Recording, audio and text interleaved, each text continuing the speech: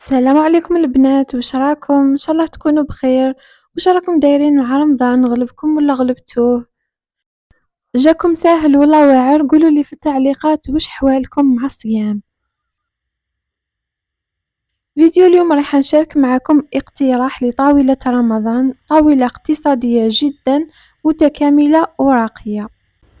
راح ندير جراتان تاع الشوفلور جا روعة بمكونات بسيطة.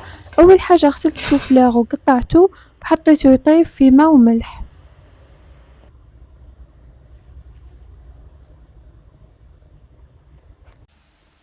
وبعد ما طاب مليح معستو بفرشيطة وزدتلو شوية دجاج مرحي وريح نزيدلو شوية طون. تحبو ديرو غير بولي اشي ولا غير طون كيما تحبو، وزدتلهم ملح وكزبر. هذا الخليط راح نزيدلو البيض باش ما يجيونيش الحبات يابسين. كيما انا كانت عندي حبة بيض كبيرة، على هذه قسمتها على زوج باش ما يجينيش الخليط جاري بزاف.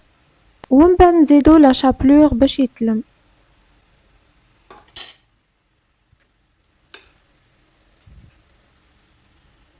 وهنا بديت نكور في الحبات، جبت شوية زيت نمسحهم برك على برا، وتقدروا ديروا الماء. نخدم كامل الحبات ومن بعد نرمدهم في الفرينة ونقليهم. شوفوا هذا الجراتان ناجح وبنين ومشي مكلف، يعني بشوية شوفلور وبطاطا تقدري تحضريه، والوصفة تاعو والطريقة مختلفة. وسر البنة تاعو في هذاك الطون اللي تزيدوه. اون بلوس الحبات كي نقليوهم بالطريقة اللي راح نوريلكم ما يرفدوش نهائيا الزيت وما تبقى فيهم حتى قطرة تاع زيت. ومن بعد راح نرمدهم في الفرينة ونقليهم. انا درتهم في مقلة ومن بعد عاودت قلبتهم في طاوة صغيرة خير، يعني من الاحسن تقليهم في طاوة صغيرة خير باش يخرجوا مدورين وما يفزتش الشكل تاعهم.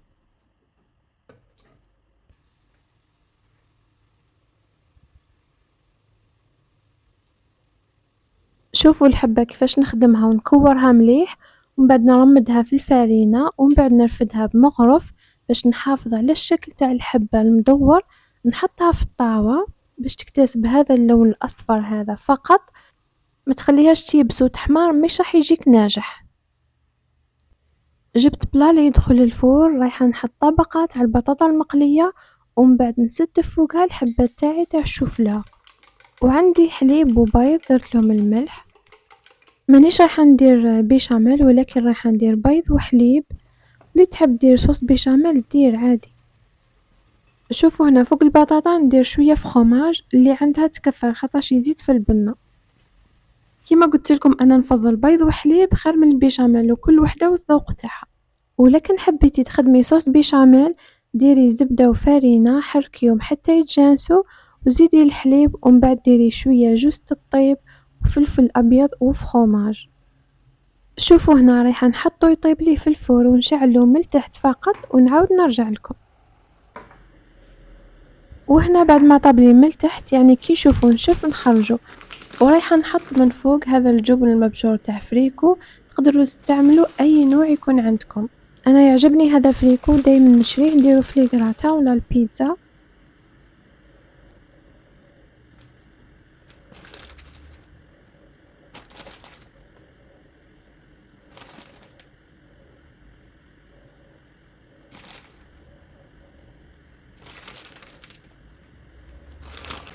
وهكذا ندخلو للفور نشعلو من فوق حتى يذوب لي الفخوماج ونخرجه.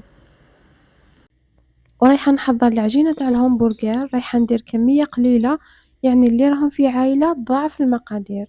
عندي 2 كؤوس فرينة، درت لهم ملعقة كبيرة خميرة الخبز وملعقة صغيرة خميرة الحلويات وملعقة كبيرة سكر. نخلط المكونات الجافة ونزيد نص كاس حليب وحبة بيض.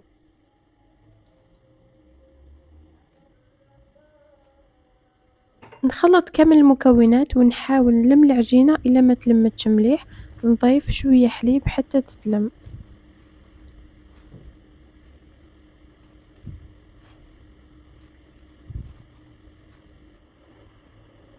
وبعد ما لميت العجينة راح ندير لها ملعقة زبدة، كي تضاعفوا المقادير ديروا 2 ملاعق زبدة. ندخّل زبدة مليح في العجينة ونحاول نعجنها شوية، ومن بعد نخليها تخمر حتى يتضاعف الحجم تاعها.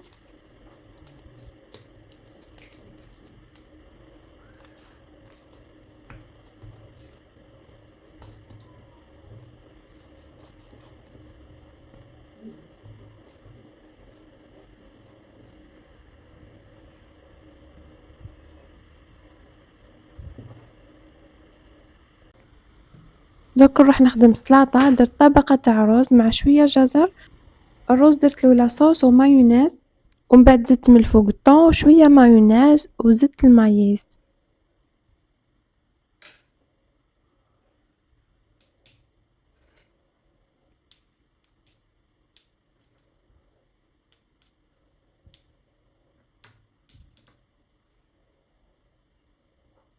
نضغطهم مليح ومن بعد راح نحط من الفوق بطراف درتلو شوية لاصوص وغليت حبة بيض فقط، نحيت الأبيض وحدو ربيتو والأصفر وحدو ربيتو، راح نديكوري بيهم سلاطة من الفوق.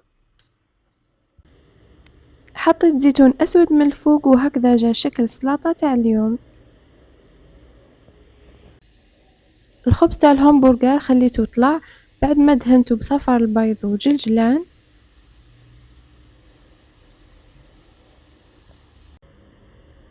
طيبته وشوفوا كيفاه جا اللون تاعو يشهي ما شاء الله.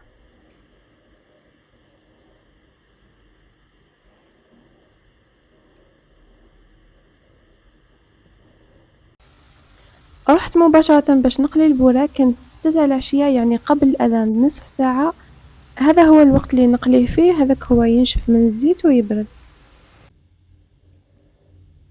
تحسوا بلي رمضان عنده نكهة خاصة، البوراك يتقلى، ريحة الشوربة تفوح مع العشية، اللمة تاع العايلة، صوت تاع التراويح في المساجد. واش رايكم، رمضان يفوت بسرعة ولا تحسوا الأيام طويلة؟ أنا نحس بلي رمضان تتحط فيه الرحمة والوقت راه يجري. إن شاء الله يكون شهر مغفرة ورحمة علينا كامل، والعام اللي يروح ما يوليش. المهم رمضان ماشي غير للطياب، اللي هم لازم نلقاو وقت للراحة والعبادة. بالنسبة ليا مازلت ناخذ وقت بزاف في الكوزينة، خاصة في الأيام الأولى تاع رمضان. بإذن الله في الأيامات الجاية نزيد في الوقت تاع العبادة وفي قراءة القرآن. في رمضان أهم حاجة هي التوازن في الطياب، في الأكل، في العبادات.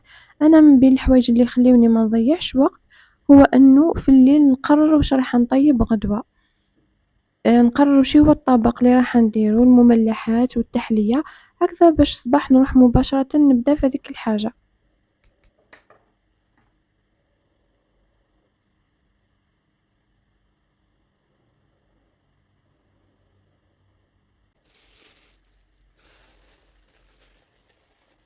بقالي غير الفيونداشي تاع الميني همبرجر راني نقلي فيه، درتلو شوية بيض ملح وكزبر.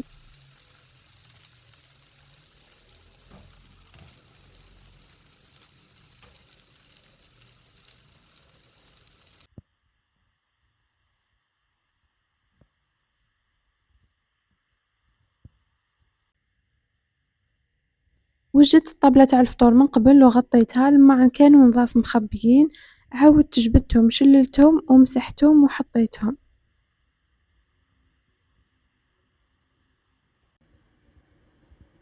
هكذا الفطور راه واجد، هذا الكراتان جا روعة ما شاء الله، بنين بزاف، حتى المسيو عجبو قالي عاوديهولنا، جربوه راح يعجبكم، ساهل واقتصادي والشكل تاعو راقي. البنات إذا جربتوا الوصفة تاع الكراتان خبروني كيفاه جاكم في التعليقات، ولا بعثولي تصوركم على الانستغرام.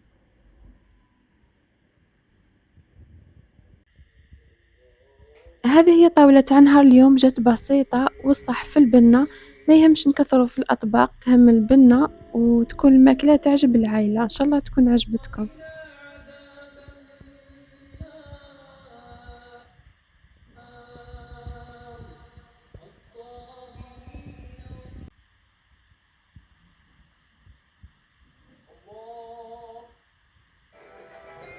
الله أكبر.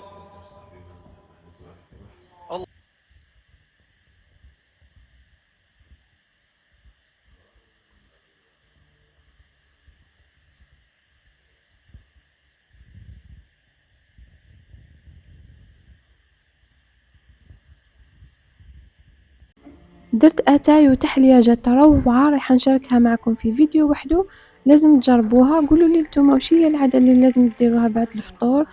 اسكو صلاة التراويح ولا سهرة مع العايلة ولا قهوة ولا حاجة واحدة أخرى؟ اكتبوا لي في التعليقات. بالنسبة لي أنا كنت مدمنة على القهوة والشامية، كي نفطر مباشرة نروح نغسل الماعن وندير قهوة وأنا فرحانة ونحط المسلسل اللي لقيته رايحة نتفرجو ونقعد نتفرج ونشرب قهوتي. المهم هذه هي وهذا هو الفيديو تاع اليوم، ان شاء الله تكونوا استفدتوا منه. رمضانكم مبارك، ما تنسوش تبارطاجيو الفيديو مع احبابكم وتابعوني باش يوصلكم الجديد تاعي. صحة فطوركم وصحة رمضانكم، تلاقوا في فيديو اخر ان شاء الله، الى اللقاء.